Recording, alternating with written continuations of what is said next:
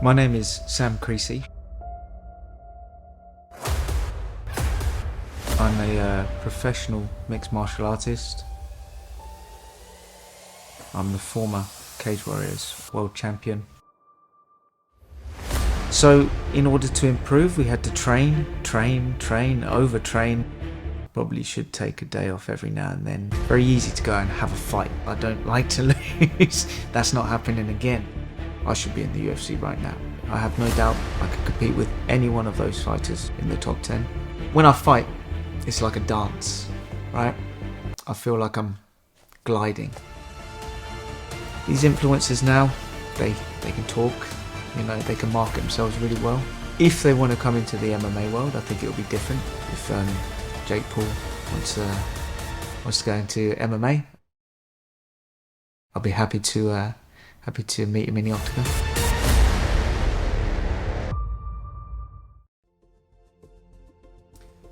My name is Sam Creasey. I'm a professional mixed martial artist. I have a professional record of 17-5. I'm the former Cage Warriors world champion, and I'm a BJJ black belt. I've been fighting for roughly 15 years, I would say, on and off. My amateur years, I fought often. I think in the beginning, every single month, I took a fight for the first year or two, and then things slowed down pretty dramatically after that. I've been competing on and off for around 14, 15 years now. My introduction into MMA was through my brother, my younger brother, who's also a professional fighter himself. I had finished playing rugby around the age of 21 or so. I wasn't doing a great deal else. So my brother invited me down to the new local MMA gym. It only just opened up, no coaches, just a couple of guys who wanted to train, learn this new thing called MMA. Initially, I kind of poo-pooed the idea, wasn't really interested. My brother tried to show me what UFC was, and back in the day it was on Bravo. In my eyes at the time, I thought boxing was the only real way to fight. He did eventually get me into the gym, and I got my ass kicked for an awful long time, and then I changed my tune pretty quickly.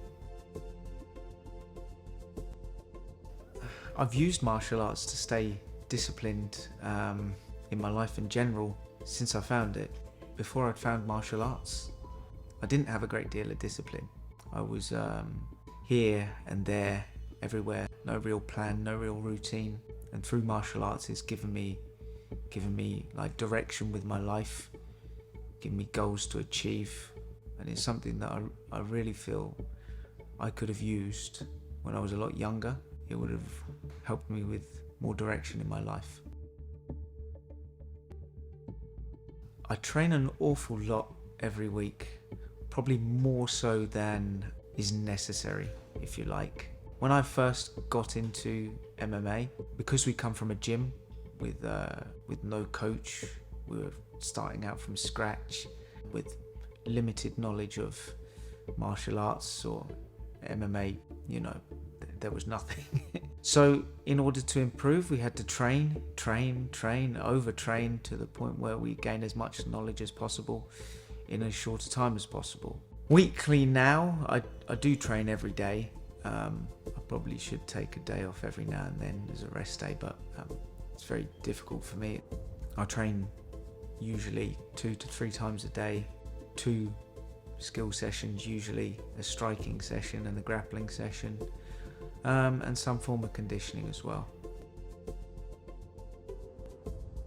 I don't think I've ever really gone through a moment in my fight career where I felt like giving up or turning to something else. There are moments of doubt always, in a sport like this, where you're always trying to achieve your goals, and there's just a little step, another little step, and then you get knocked back to few.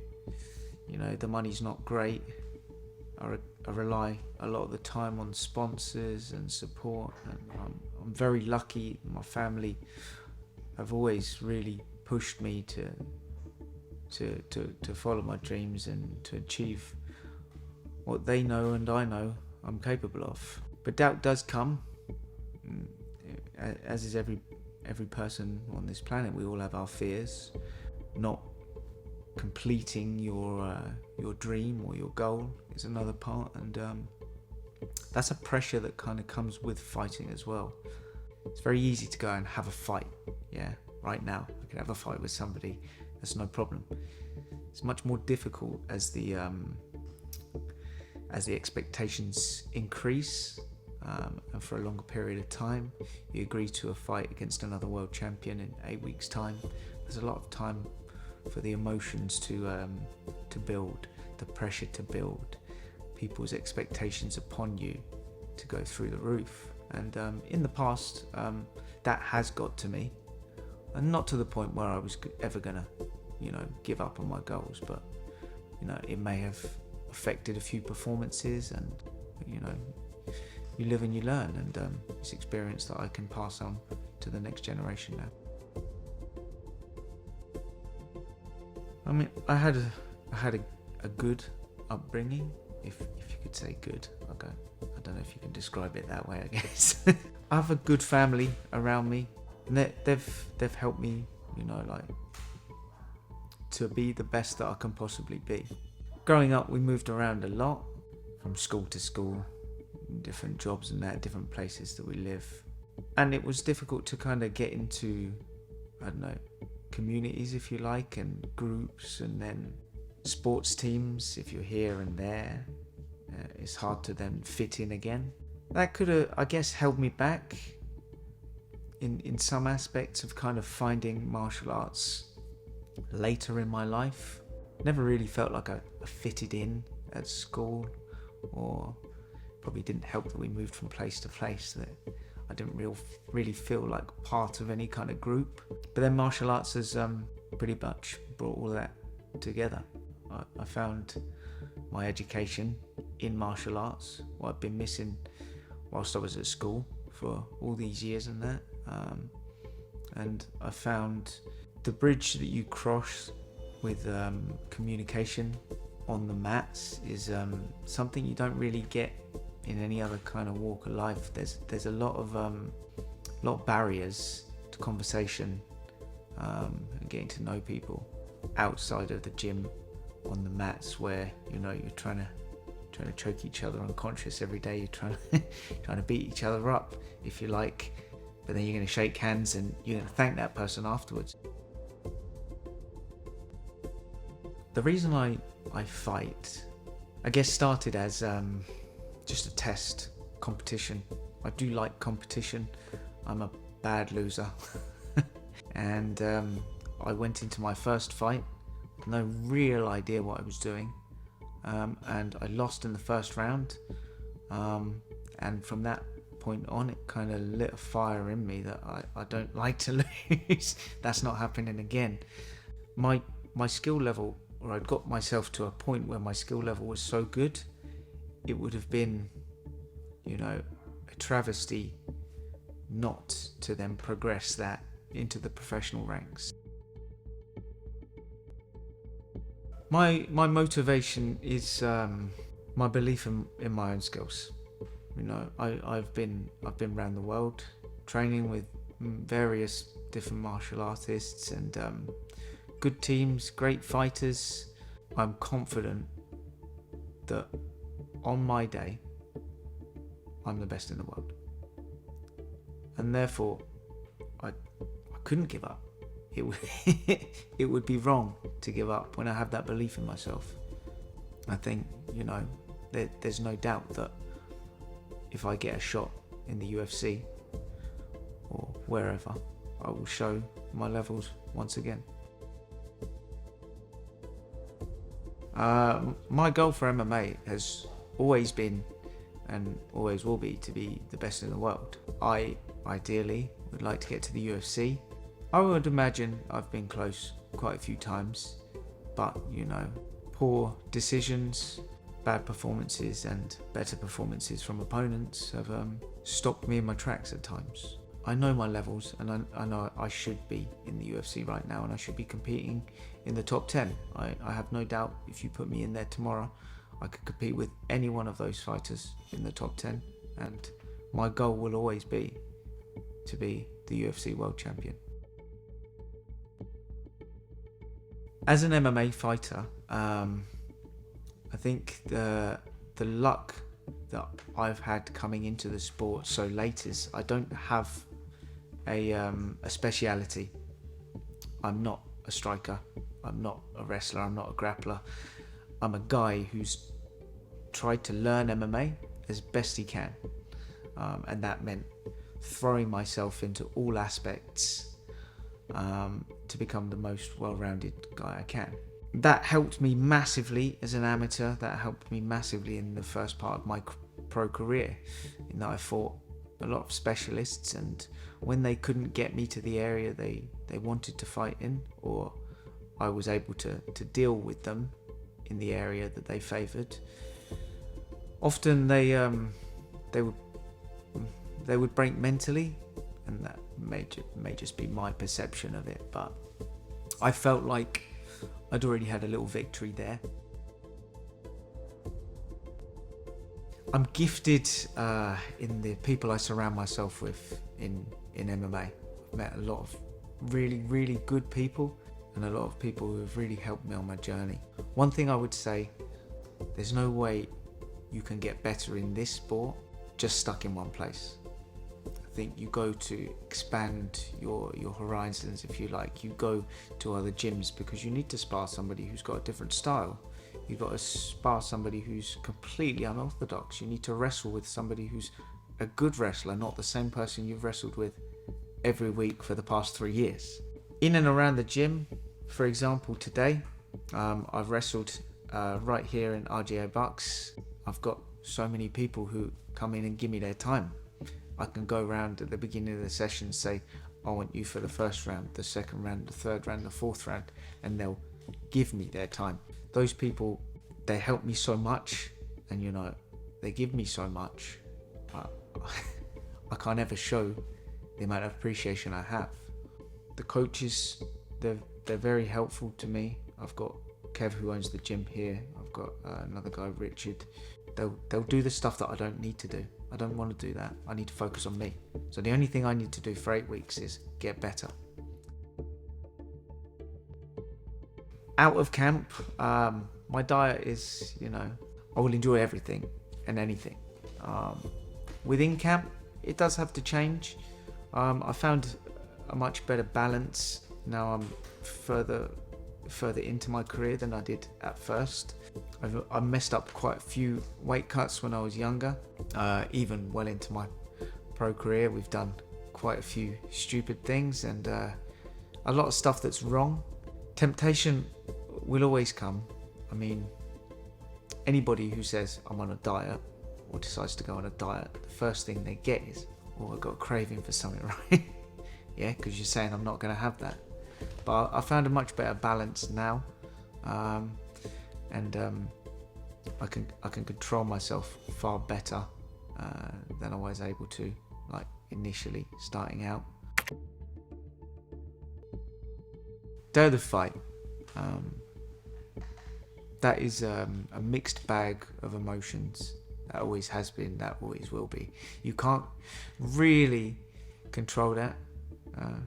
Actually, that's a lie. Some can, or some can control it better than others.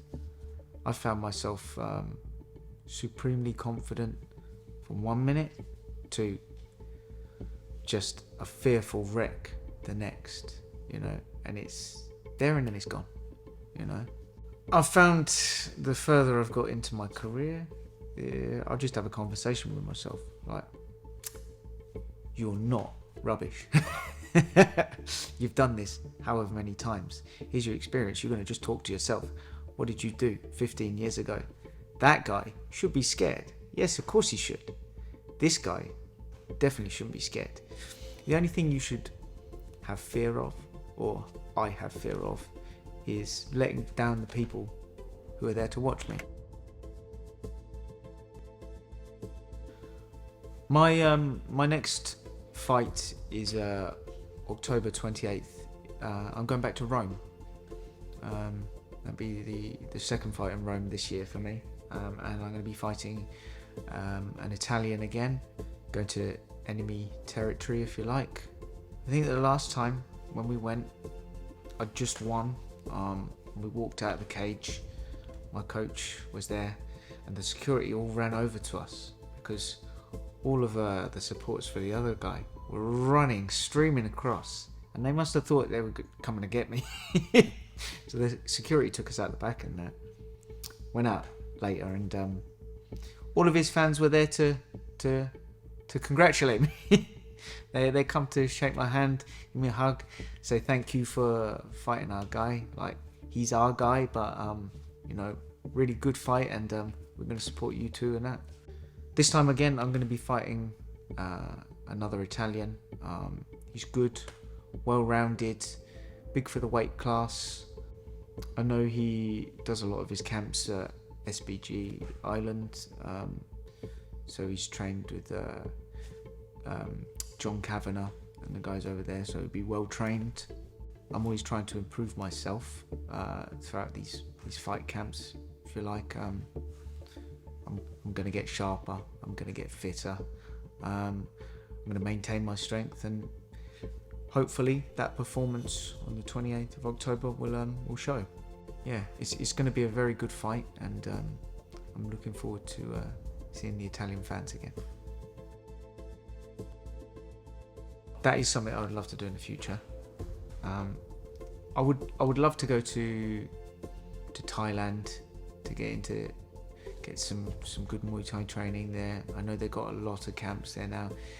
It is in places overly commercialized for the tourist, if you like, out there. So you'd have to find the right gym or the right link to get you in. But that's something I've always dreamed of doing. Taking a camp out there somewhere, maybe 6-8 weeks. It's expensive. It's cost of living crisis, And I love my family. It's hard for me to leave them. I left them for a month before. I've left them for 3-4 weeks for fight camps elsewhere, and you miss a lot. I'm even on my next fight. I'm gonna miss my daughter's birthday party, but not her birthday, which is the only compromise I've got. But yeah, I would love to go out there and train. I feel like I would be almost like connecting with my roots as well. I find that martial arts is something that I've always been missing, but like going back to Thailand, going out to China, going to Japan, it's like going back to almost like the birthplace, right? And it would feel, I don't know, feels almost like I'd be home. So I've trained quite a few places around the world. I've been out to Brazil. I spent a month there. I trained with a guy called Milton Hiera. He's just a wealth of knowledge and an unbelievable martial artist. They were probably slightly lacking just in the wrestling department at that time, just because it's Brazil. It's Muay Thai and Jiu-Jitsu. And so I've also been to Team Alpha Male. So I've been to Sacramento, trained with a lot of those guys.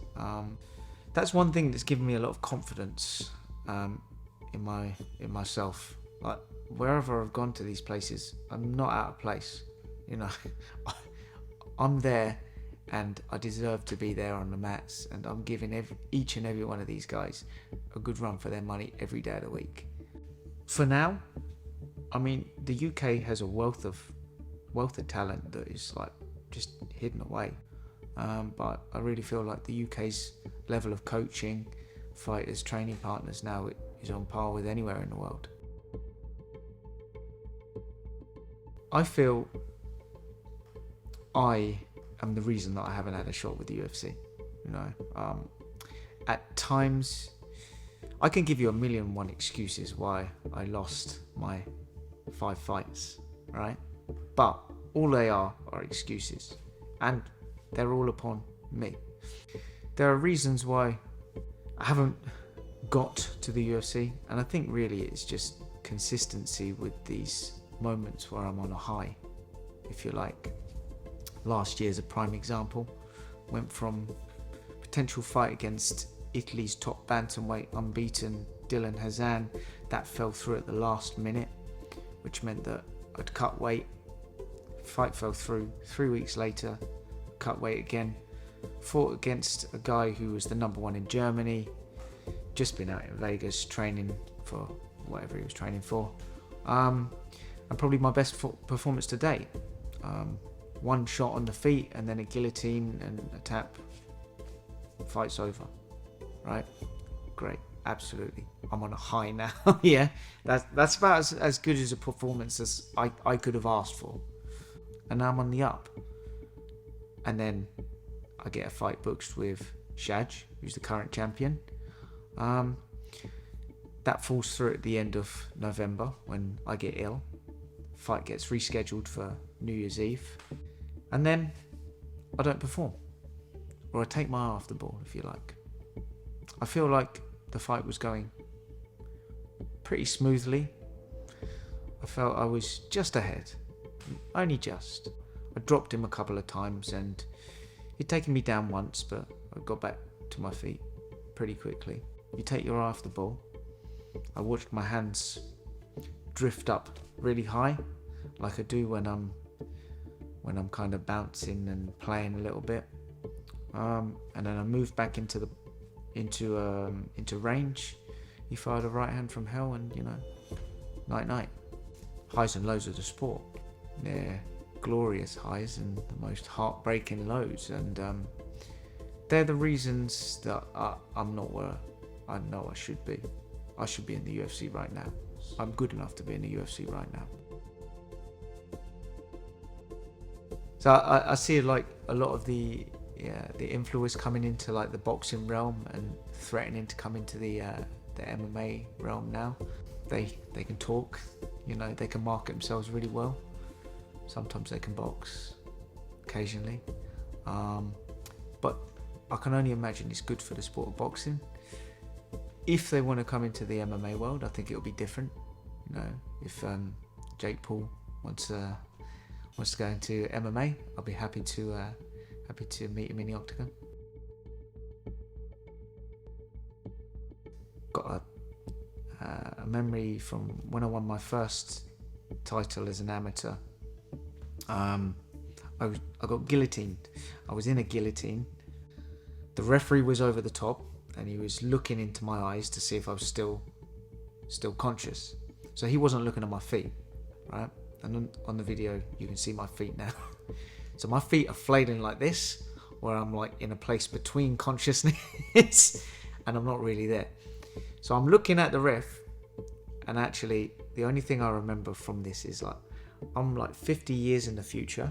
I'm looking at all of my family and it's some weird magical adventure, right? And then I come back, I'm like, oh shit, I'm still in a guillotine. Get out of the guillotine. A minute later, I win the fight by TKO. So that's a good memory that sticks out. I fought Paddy the Baddy back in a long time ago. Before I fought him, I was so deluded with my ability at the time. I was like, I think I was 6-0 when we got the fight booked, and I was like, oh yeah, I'm gonna smash this guy and I'm gonna be in the UFC in a minute. I was an amateur who was 6-0 who had fought some good guys, but real just guys who were on the scene at the time. And the fight went not good. He was at the time, well, still now probably, his skill level in the grappling department was like something else. And he took me down, controlled me very well. I think I had some success on the feet. And I did alright in moments, but it's an experience, and I get to tell people one day I fought Paddy the Baddy.